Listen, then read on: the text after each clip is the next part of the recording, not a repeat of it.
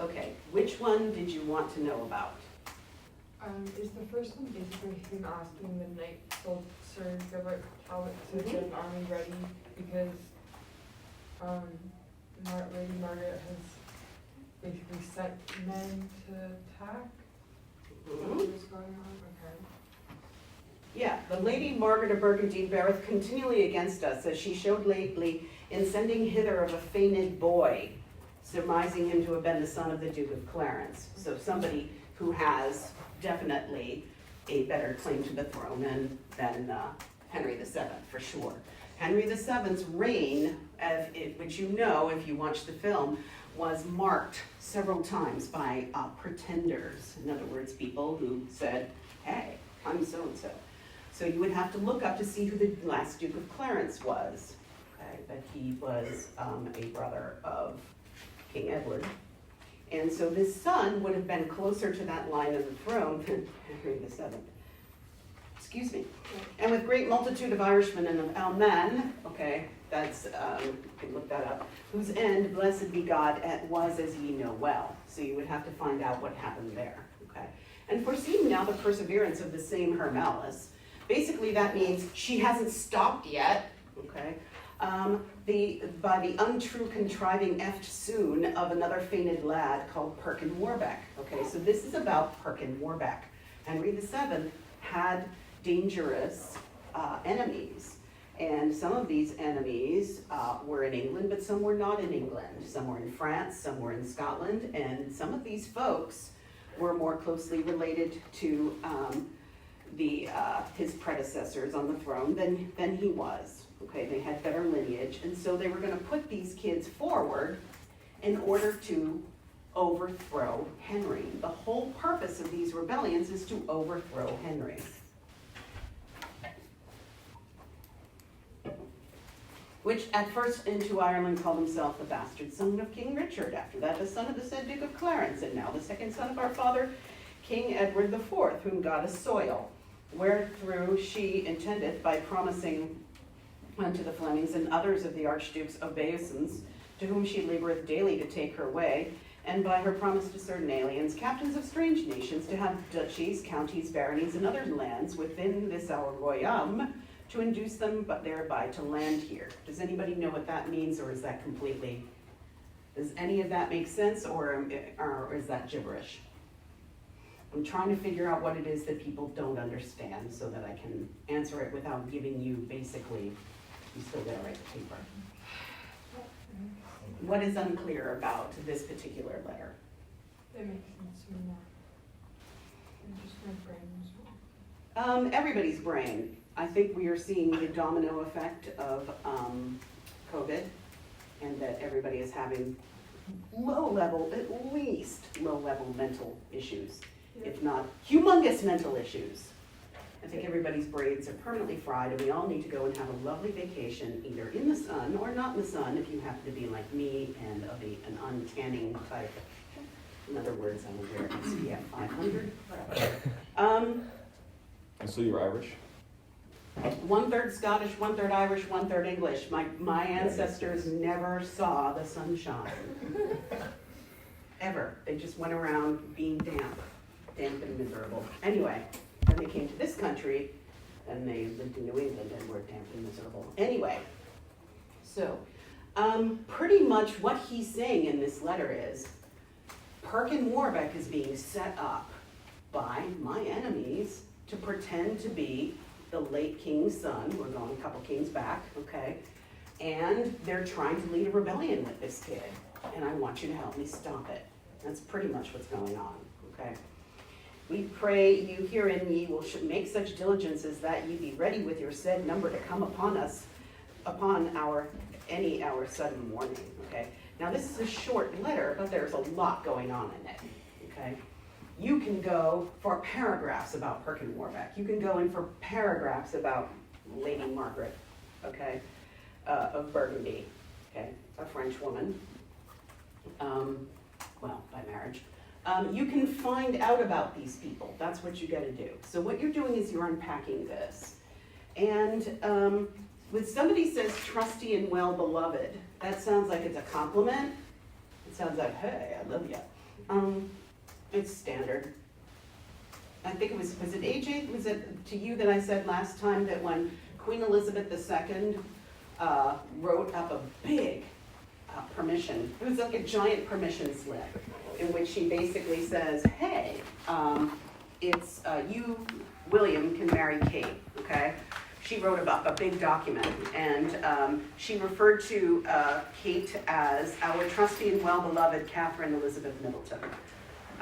That's not just saying, hey, I like you. It's you are a citizen of this country, and I value you enough to allow you to marry into my family. Okay? Trusty and well-beloved means I trust you. Okay? And well-beloved is not like I'm not going to give you big kisses, big smoochies. It's basically saying that I, as the king, as the head of the nation, say that you're cool. Okay? That you pass. You're trustworthy. Okay, so it's not, this is still not loading. It is, it's basically, it's kind of like a standard opening, okay? The Queen doesn't write letters, well, the Queen being dead doesn't write letters anymore at all, but she doesn't, nobody addresses letters like that anymore, but that was how you gave an official letter. These letters, for the most part, folks, are not going to be personal, okay? They're personal in the sense that the king writes them, but they're official letters, they're official documents saying, you are tasked by me to do this, okay? And as my vassal, we must do so. Now, we don't use the term vassal in the medieval sense anymore because we're moving towards a centralized government.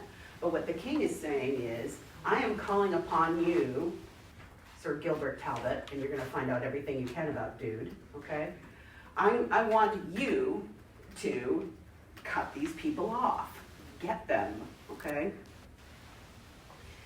So, we therefore, this is the second page, and to the intent that we may be always pervaded in readiness to assist her malice, write unto you at this time, and will and desire you that, preparing on horseback, defensively arrayed, 80 persons, whereof we desired you to make as many spears with their custrels and demi lances well horsed as ye can furnish, and the remainder to be archers and bills, ye be thoroughly appointed and ready to come up on a day's warning for to do us service of war in this case.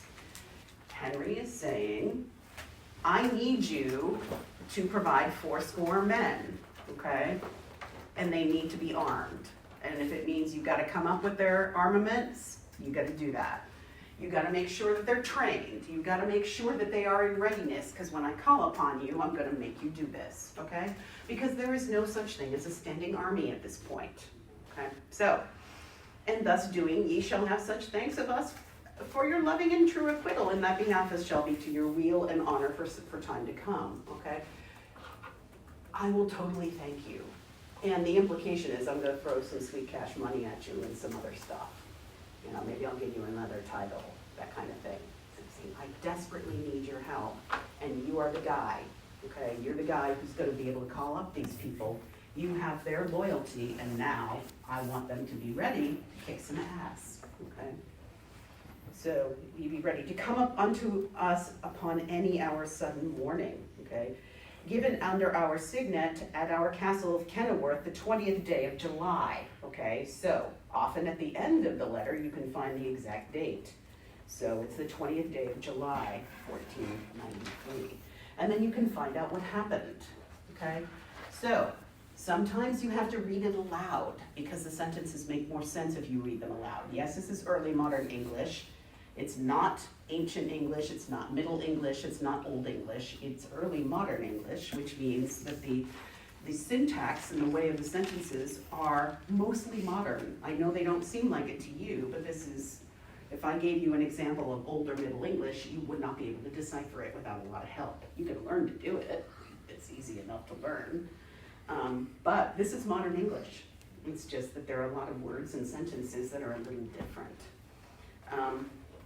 So he's basically saying, if I tell you, guys, if I tell you I need you to do such and go someplace in like 3 days, you gotta get these guys ready. Now this is an outlay of cash, okay? Sir Gilbert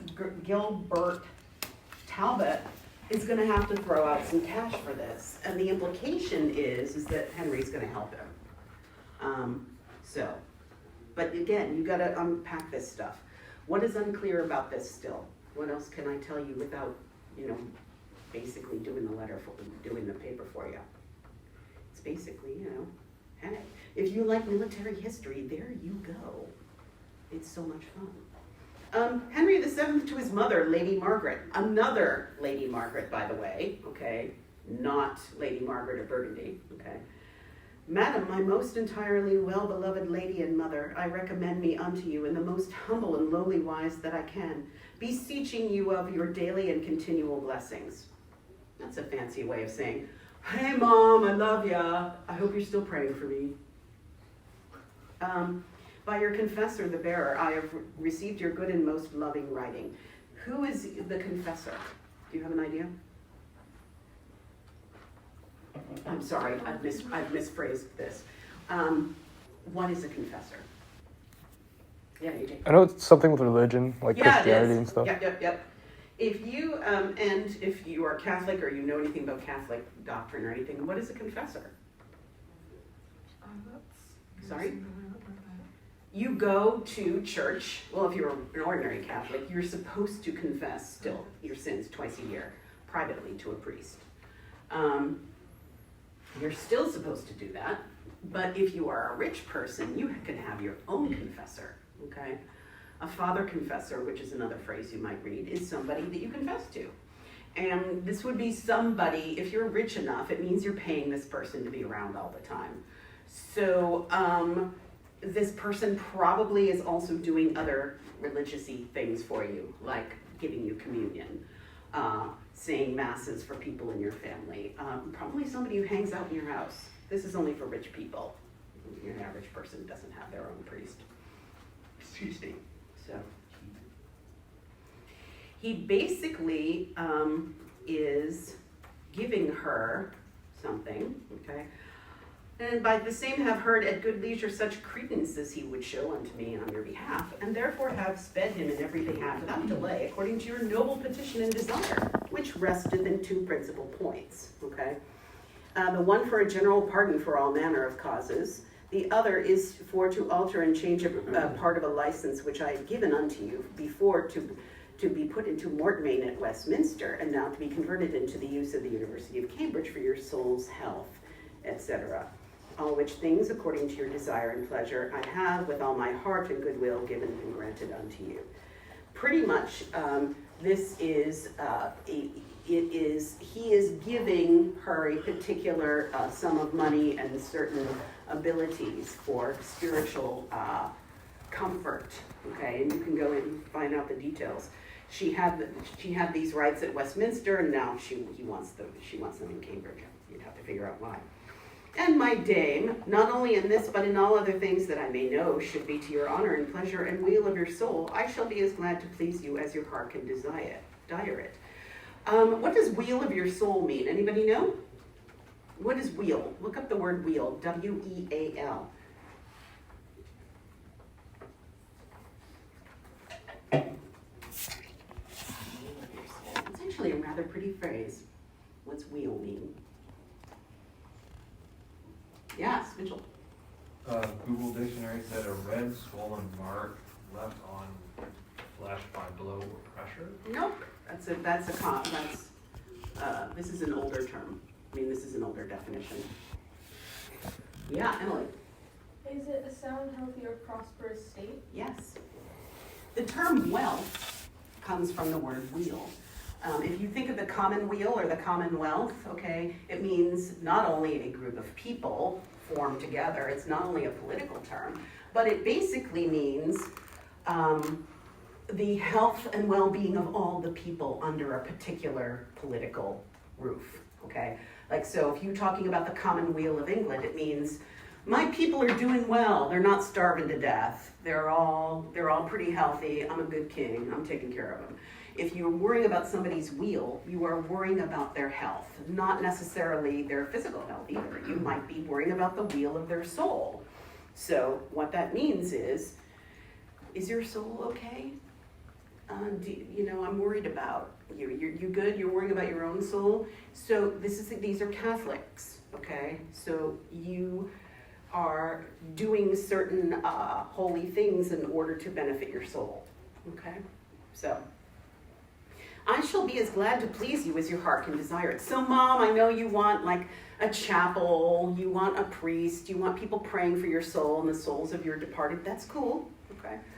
And I know well that I am as much bounden so to do as any creature living, for the great and singular motherly love and affection that it hath pleased you at all times to bear towards me. I should bloody well think so. She got pregnant at what, age 13? Okay, she got married to a much older man. He got her pregnant, which you're not supposed to do. You're supposed to let the kid alone. You can get engaged to somebody of royal blood, which she was. You can get engaged to somebody, but you're not supposed to marry them and have sex with them until they're older. Like 15 is pushing it. 12, 13, ugh, that's child abuse. And it was, even for the time, and even it being royal, everybody was kind of looking like, what, you're gonna sleep with her now? Ew. And then he got her pregnant, okay? And she, with great pains, gave birth to Henry VII and then spent the rest of her life looking out for him because he was the only child she could have. Because doctors said, that birth wrecked you. You never should have been pregnant at this age. So pretty much, she had a bunch of other husbands. She never, ever got pregnant again.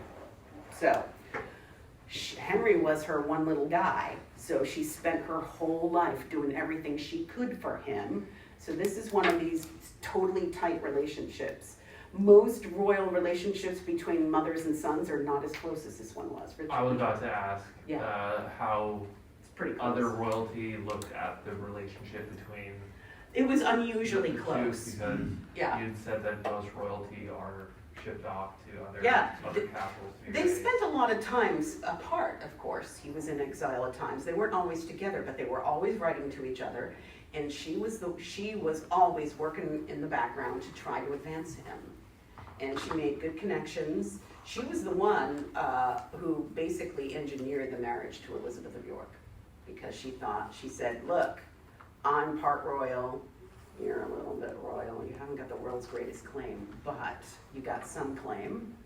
And if we get a Yorkist marriage for you, and you beat Richard, because Richard's increasingly unpopular, and if you get Parliament to agree to it, remember the first lecture I gave you, then you're going to be good. So she was a very smart woman and very capable, and today she'd be like running Google or something. She was just brilliant.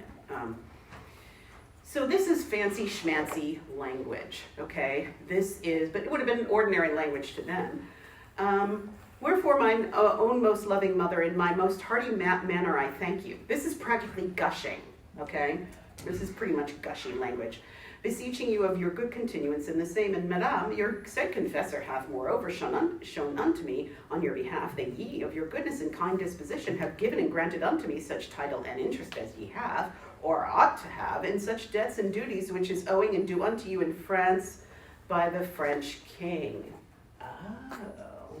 So, Lady Margaret Beaufort believes or claims to have rights to certain lands or titles in France. So you've got to figure out what that claim is, okay? You got to go and dig about that. Because the English kings, as you know, say, oh, I'm King of England and Wales and Ireland and, France, okay? There have been numerous royal personages in England who for centuries have been claiming the royal throne of France, which of course the French kings are a little pissed off about. But why would they claim that? Find out. Blah, blah, blah. Howbeit, I verily think it will be right hard to recover it without it be driven by compulsion and force rather than by any true justice, which is not yet, as we think, any convenient time to be put in execution. This is a nice way of him saying, Mom, I know you think I can just step up and grab this for you, but it's not going to work like that. It's going to be really hard. So I know you think that it's absolutely just that I should just be able to go over to France and say, this house over here and these 4,500 acres or whatever belong to my mom, so just sign off on this paper so she can get some money from them. No, he said, even if it's just, you're not going to get it that easily. Sorry. Nevertheless, it hath pleased you to give us a good interest, and mean, if they will not conform them to reason and good justice, to defend or offend at a convenient time, then the case shall so require hereafter. for such a chance may fall that this your grant might stand in great stead for a recovery of our right and to make us free, whereas we be now bound, and etc. Basically, he's saying, thanks for giving me these rights to your lands and deeds and historic, credence in France, but it's basically as if, it would be as if I gave you a coupon to say, if I said, oh, by the way, my ancestors used to own 50 acres in Boston, so here's a piece of paper and I'm giving it to you. It's worth nothing. Unless you can go to Boston and show up with arms and stuff and say, I'm taking this, okay? So this is a nice way of saying, Mom, you're basically giving this to me in order that what you're really asking for me is to get together an armed force and go over there and take this back for you, and it's not as easy as that. But he's being very nice about it. He's being very nice because he loves his mom, okay? And so I'm going to do blah, blah, blah. And I beseech you to send me your mind and pleasure in the same, oh, she will, which I shall be full glad to follow with God's grace, which send and give unto you the full accomplishment of all your noble and virtuous desires, with the hand of your most humble and loving son. In other words, he wrote it himself. After the writing of this letter, your confessor delivered unto me such letters and writings obligatory of your duties in France, which it hath pleased you to send unto me, which I have received by an indenture of every parcel of the same. Wherefore, eftsoons, in my most humble wise, I thank you. In other words, dude just showed up with a whole packet of all this paperwork that says, here, dear Harry, it's Mom again. Here's a whole bunch of stuff that says that I have these rights in France. Here it all is. And so he's writing, so I just got this packet from you. Thanks, Mom. Okay. In my most humble wise, I thank you. Okay. And I have encumbered you now with this my long writing, but one thing I can do no less, considering that is so seldom that I do write. Guilt. Therefore, I beseech you to pardon me, verily, etc. Okay. So, right. The next letter is also about Perkin Warbeck. So what you can tell is dude is a problem. He doesn't go away quite as easily as you would think, okay? And at the end of the letter, it says the 17th day of October. So again, often you can find at the end of the letter what the precise date is, and then you can determine, okay? So this letter is also to the citizens of Waterford, and Waterford is where? Ireland. So Henry, I've already told you that even though we're not specialists in Irish history and we're not going to go deeply into it, Henry's King of Ireland too. Isn't that fun? But not all the Irish agree with him or even like very much that he is, okay? So pretty much he's saying, he's going to the mayor and citizens of Waterford saying, I know you guys are loyal to me, so this is a letter from me to you saying, now he's doing this, and now Perkin's doing this, and here's what he's doing, and he's going on about stuff, and so he's traveling around a lot, and this is the whole story of where he's been. He's been in Tanton, as we say it in New England, okay, and now we think that he is probably coming near you, okay, and so we want to make sure that if you have any problems or if he shows up, you need to do something about it. And there's all kinds of juicy details that you can learn about. For example, the commissioners who are helping him out. And Perkin's wife is in good surety for us, so he's married now. Got to find out who his wife is. As she is in dole, basically she needs money. She's desperate, so she's probably going to come and try to find at least somebody and appeal to him. Over this we understand by the writing from the Right Reverend Father in God, the Bishop of Durham, which is a lovely county in the north of England. The truce is taken betwixt us and Scotland, and that is concluded, that there's going to be a peace. Okay, so this is an info letter, but there's also a whole bunch of information that basically is saying you might have a problem with this dude. So here's what's going on. Yeah. If Henry writes Henry Rex, that's not his last name. It's basically Latin for what? King. King, yeah. So Elizabeth would write Elizabeth R, and it stands for Elizabeth Regina, which is queen. Okay, so that's when it says R, that's what it means. So if Charles III, if he signs a letter to you, AJ, he's gonna sign it Charles R, because he don't have no last name no more, okay? He's just Charles the King, so he signs it Charles R. He's the only person in England who doesn't have a passport. Why? Because he doesn't need one, because he issues them, or a governing body issues them his name. So he did not have a last name. Isn't it the same with him not having a driver's license? Yeah, he doesn't need one. He's probably not going to drive himself very much anymore, except on like his big estates like Balmoral, because Balmoral is like a third of Scotland, and it's way the hell up there. So there are all these back roads, you know. And the Queen did drive herself for most of her life. Yeah, she once scared, I think, like some Saudi Arabian prince by saying, "Let me show you Balmoral." It was a prince who did not think women should drive, so I'm forgetting him. I don't know Saudi Arabian. And so she gets behind the wheel, which in itself would have been offensive to him. He gets beside her, and then she takes off down these dirt roads at like 80 miles an hour. She was in the Women's Auxiliary during World War II. She could take apart the engine of a truck and put it back together again. She was a wheeled vehicle mechanic. She was tough. There weren't cars at the time 15. that we're talking about. Oh, Lord, no. Okay, I was like, I'm why talking does he about need a Elizabeth license? II, sorry. Okay, I was gonna say, why does he need a license? Yeah, I'm talking about Elizabeth Far II. too long. So, yeah, I went off track as usual. Hi, ADHD, nice to meet you. So, yeah, Queen Elizabeth and Charles, if you're the ruler, it says Elizabeth R, okay? If you are another member of the royal family, you're just gonna sign your name Catherine or William or whatever, because, you know. Do these folks have last names? Technically speaking, no, but their driver's license will be issued in the name of their, the highest level that they achieve. So William would have, Prince William is now the Prince of Wales, his driver's license would have said William Cambridge, because he was the Duke of Cambridge. Now his driver's license will say William Wales, because he's the Prince of Wales.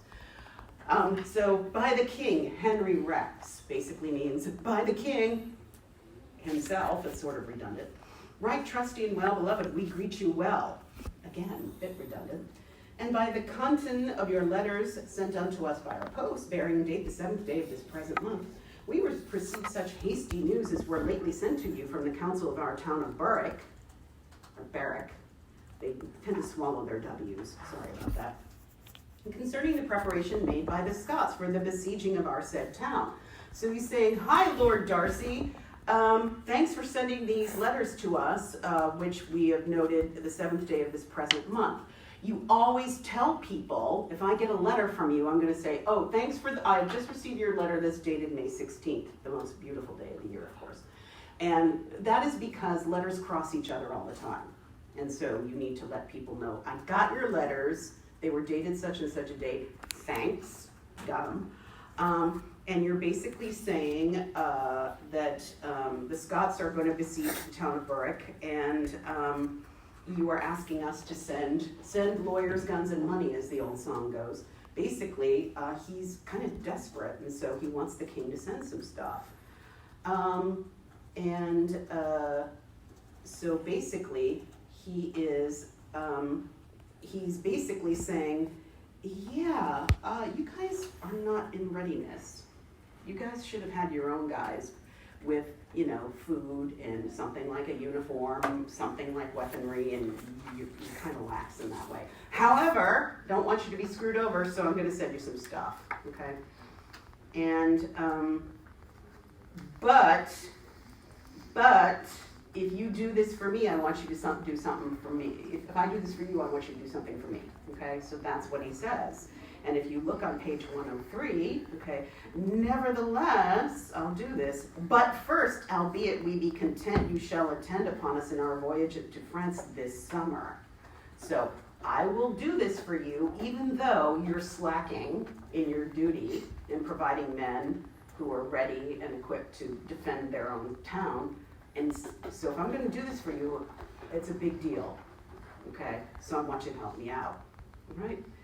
And etc. He goes on like this. And he basically says, and as touching wages as well for the monthly payment of the said crew, sounds kind of fun, As for such arrearages as due to the crew that lately was there, we shall see substantial provision made therefore in all haste in some blah blah manner for victuals, pronounced victuals, so that nothing shall lack. He's basically saying, yeah, you guys, you don't even have enough money to pay these people. You're way behind in paying them. So, okay, gotta come up with some cash to pay the soldiers, and I gotta make sure that they're gonna get fed. Okay, cool. Basically, you guys should have had enough. He goes on like this. Nevertheless, as touching gunpowder, hag bushes, bows, arrows, lead, artificers, laborers, tools, and other such things mentioned in your said bill, we have committed the charge thereof to our servants, William Pond and George Lawson, who shall resort to our said town with all the said necessaries in all convenient haste.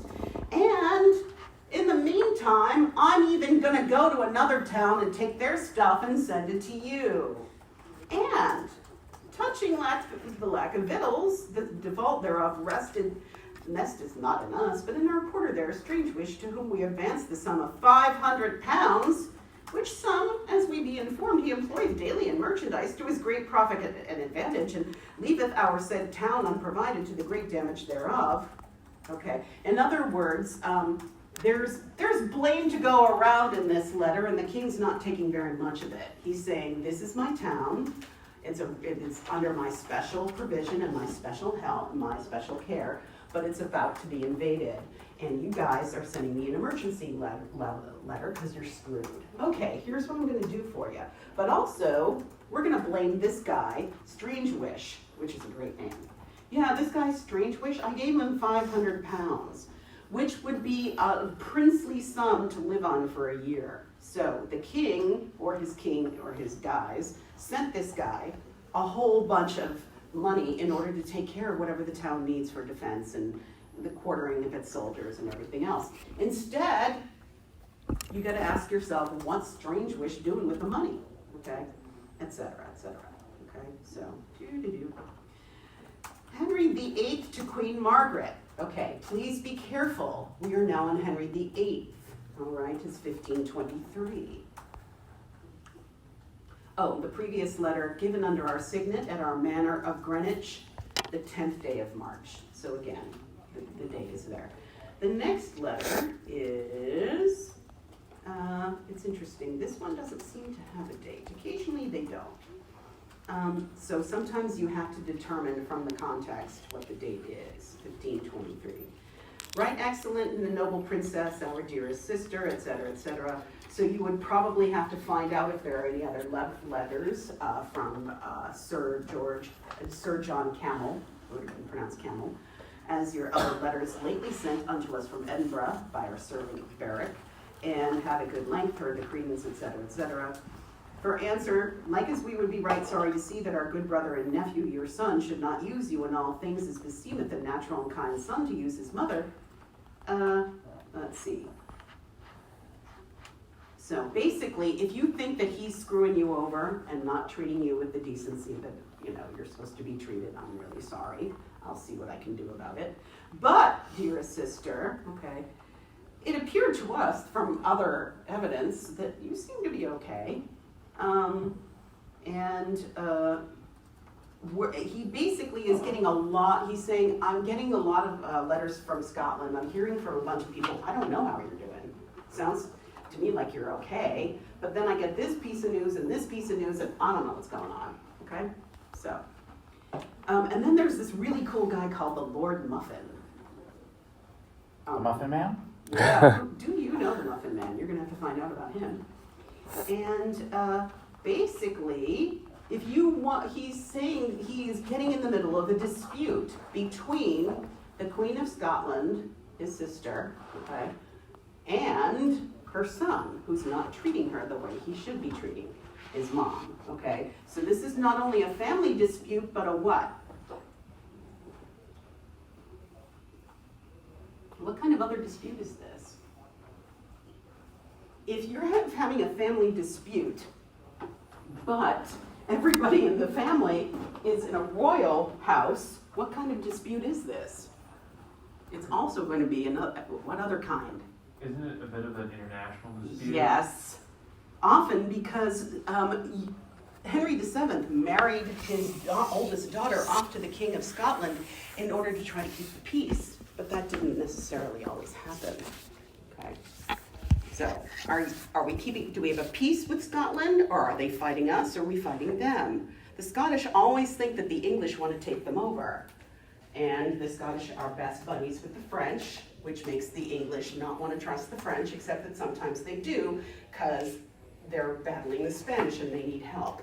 It gets difficult to figure out, but your textbook has explained some of that. But these are pretty much, these letters, if you read them out loud, are usually a bit clearer. You do have to dig for the details, and you can't just say, this is what the letter says. You need to tell me why it's important, okay?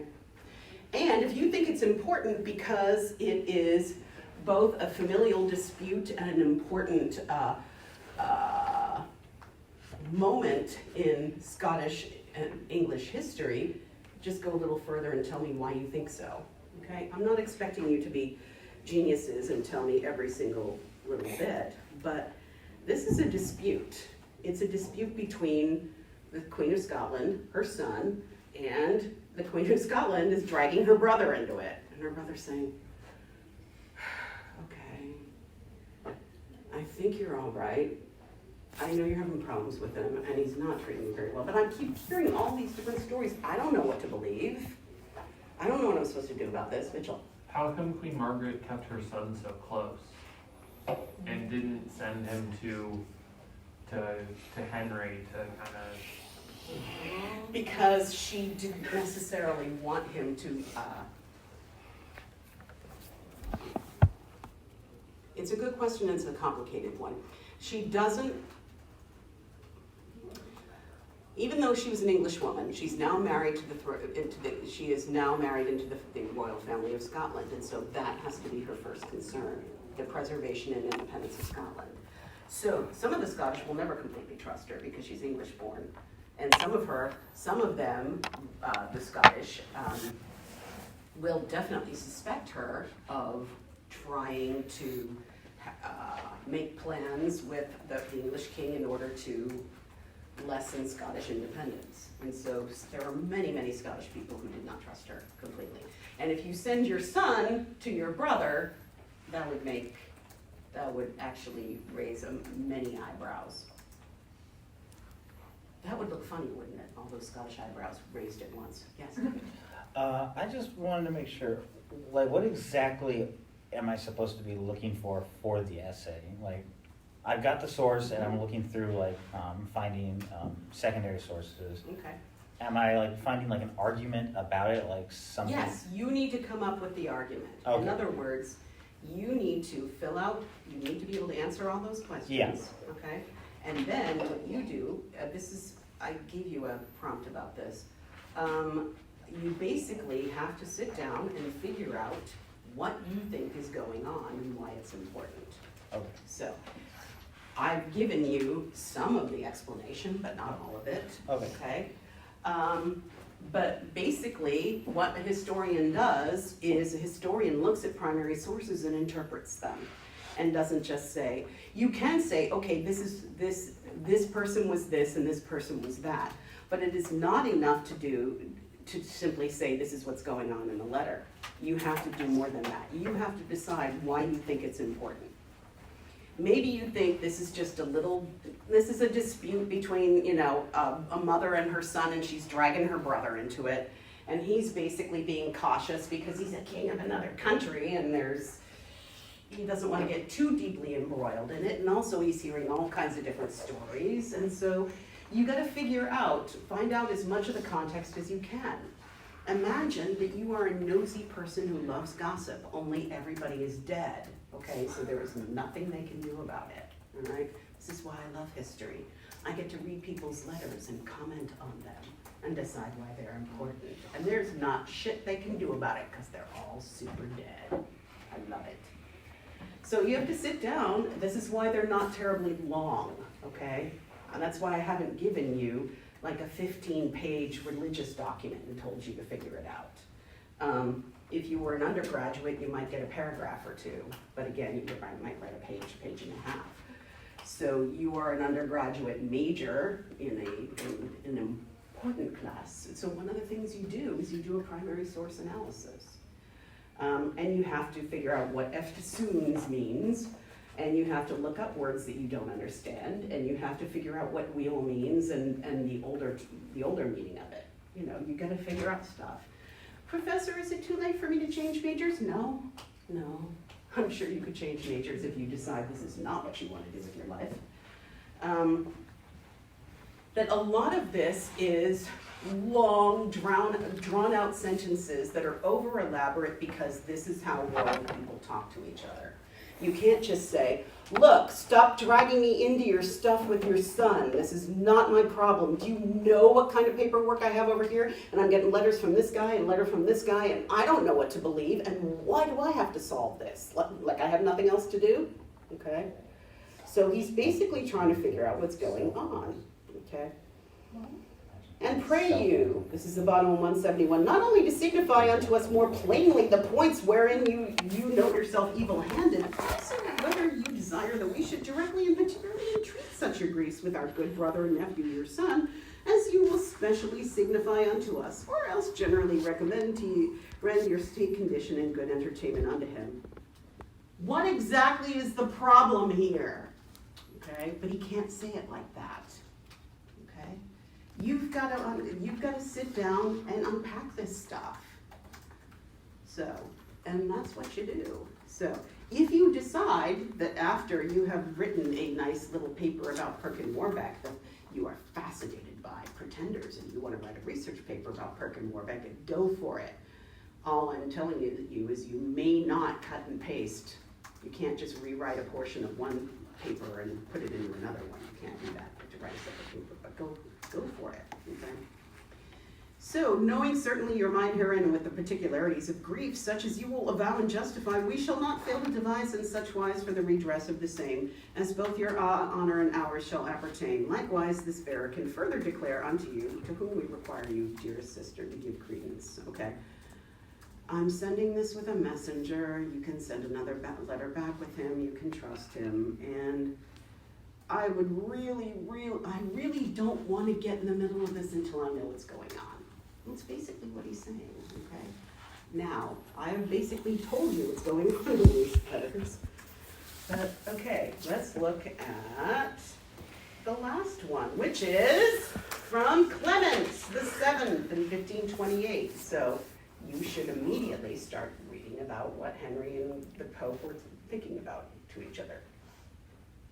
So, again, this doesn't have I'm looking for an absolute date here, not seeing it, but anything about at this particular time is you're going to probably be able to figure out what was going on here. Most Blessed Father, partly by letters written in your Holiness's own hand to us and the Cardinal Archbishop of York, partly by your discourse held with and assurance given to the Reverend E. Turton, we have learned with the utmost pleasure not only how great the goodwill and affection is that you bear us, but also how ready and disposed you are to favor our wishes and requests, and how courteously you have promised to gratify our yearning desire. What does that mean? Yeah, Mitchell. It's about wishing to get the marriage annulled, his first marriage annulled. You have to absolutely pin down the date, and if you can't pin down the month or the year, and you've searched for this letter elsewhere, or done a search on E. Turton, or looked up an article about Henry and Clement and seen what's going on with them, yeah, you figure out exactly what's going on. And this letter, the opening says, hey, thanks. You're giving me assurance that you're going to do what I want. Since we were long halting in doubt whether this would be conceded by your holiness, and now promise ourselves that the affair of your kindness is, as it were, accomplished, we return as far as we can thanks unbounded to you, who in this cause alone, as urgent as it is upright, will forever bind most closely to you ourself, our resources, our kingdom, and all our friends. Okay. This you will be assured of from the Reverend Master Turton, a man very well suited to the weightiest matters, as we know from this and others which he has done for and with us. a man whose understanding, heart, and reverence for the Holy See you will more fully discover. Okay, so you look up what the Holy See means. What does the Holy See mean?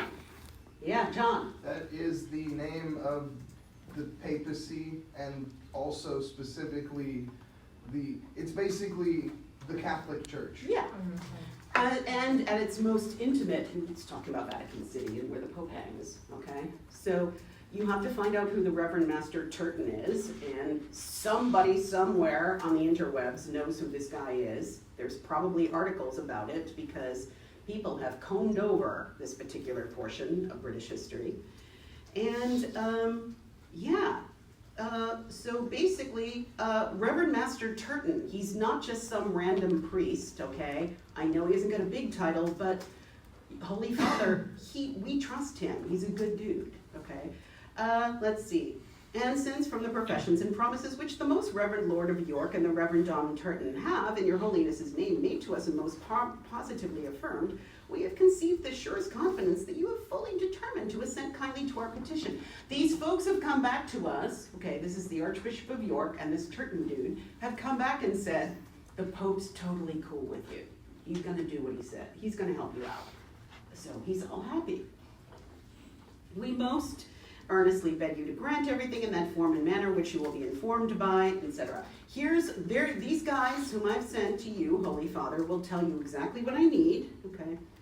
There's Stephen Gardner, who was a huge deal in the pre-Reformation and early Reformation church, and you'll figure out why. And Dom Edward Fox, not as famous but still important. Most blessed Father, our fidelity and reverence towards your holiness in the Apostolic See is more firm and sure than ought to be expressed by messengers in the testimony and letters. What does that mean? This is page 195. AJ can't answer because I've got his laptop. Most blessed Father, our fidelity and reverence towards your holiness in the Apostolic See is more firm and sure than ought to be expressed by messengers in this testimony of letters. What's he basically saying? Yeah. His loyalty to the church is so big and grand that it couldn't be expressed through a message. I'm a good Catholic boy. I'm not going to go off the edge, with this Protestantism. Don't worry about that. It's the implication. Now at this time, we, wholly confiding in your holiness's goodness and affection, which you have ever shown to be truly paternal, fly to you as a suppliant, and most reverently beseech you. What's a suppliant? It's kind of, I think that's an slightly older term from the French, but we spell it a bit differently today. What's a suppliant? Yeah. A person making a plea. And most reverently beseech you, and more strenuously implore we the favor of the Apostolic See. And the Apostolic See is, again, what? Vatican and what goes on in there. Yep, just basically the whole papal court, etc. Which ought to be open to every Christian man, much more to a prince, that it deign to show itself compliant and forward in conceding our just and sacred cause. A cause, truly, wherein is at stake the continuation of our succession, the quiet as the ruin of our kingdom, and the safety of our being. What's he arguing there? What's he arguing there? He's basically saying, I'm begging the Pope, the papacy. He's begging the Pope to allow him to, I'm trying to find the right word, I'm sorry about Cool.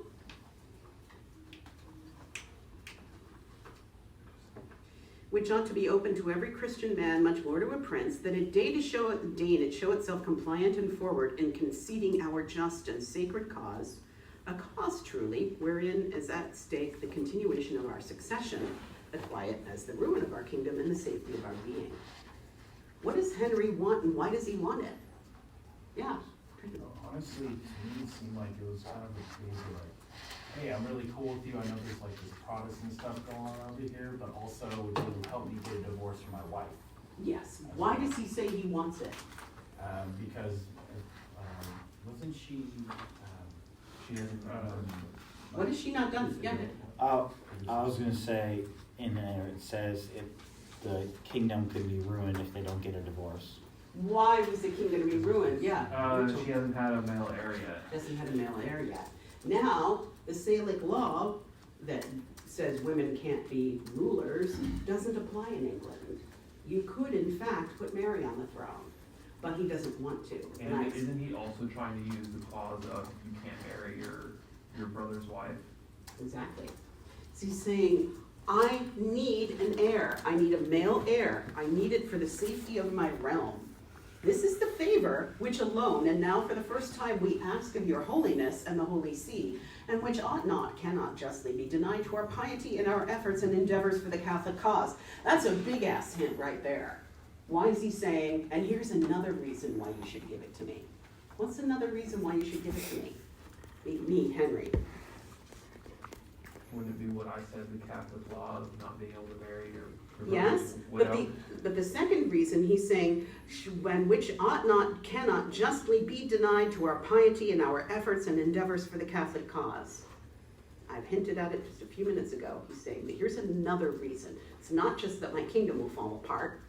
Why not? Yeah. Catholicism will fall if he doesn't grant this wish, is what I'm guessing. That's implied, okay, but what else? He's saying, what has Henry done for the Pope in the face of Martin Luther? And yeah, Emily. He wrote, I forgot the title, but he wrote something. The defense of the Catholic, basically the defense of the seven sacraments, to which the Pope replied by giving him some sweet cash money, several door prizes, and also a title that the kings and queens of England still use, Defender of the Faith. Even though Chuck, King Charles III, is no longer Roman Catholic and never was, they haven't been Catholics for centuries, but they still call themselves Defenders of the Faith. Yes? Could we use the defense of the seven sacraments as one of the comments? You can refer to it. Sure, why not? What he's basically saying is, you owe me, okay? All right. So, if you love us, if you have ever held any services of ours acceptable, if in short our welfare or even salvation concerns you, that you deign to relieve this so heavy anxiety of ours, and to lend a kind ear to these most just and proper entreaties, and by this benefit to bind us to you forever. But your holiness will more expressly understand our mind and feeling from the letters of the blah, blah, blah, blah, blah. To them, therefore, we beg you to give that credit which you would to ourselves. In other words, what they tell you comes from me. Okay? So, that's what's going on in these letters. I am not going to tell you precisely in every line what's going on because that's your job. But this is what's going on in these letters. They are not terribly difficult once you have looked up the definitions of the words. John? Is the war of the League of Cognac involved in this at all? I don't think so, but you can try to find out.